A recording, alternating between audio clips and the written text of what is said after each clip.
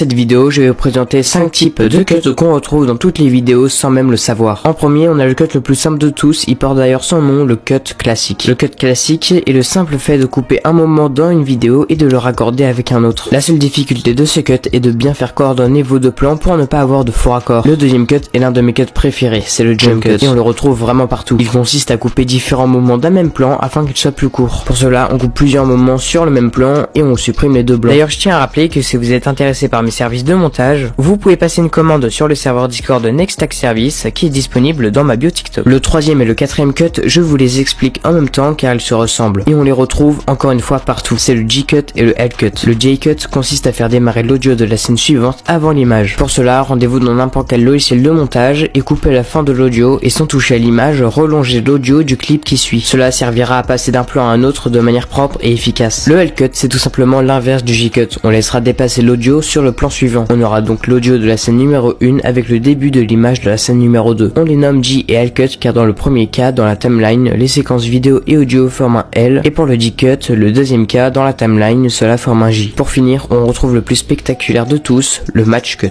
Déjà pour commencer, cette technique peut se faire sous trois formes. Le graphique, on passe d'une scène à une autre en gardant une forme similaire. En deuxième, le mouvement, on passe d'une scène à une autre en un effet de mouvement. Et la dernière, le plus complexe de toutes, l'audio.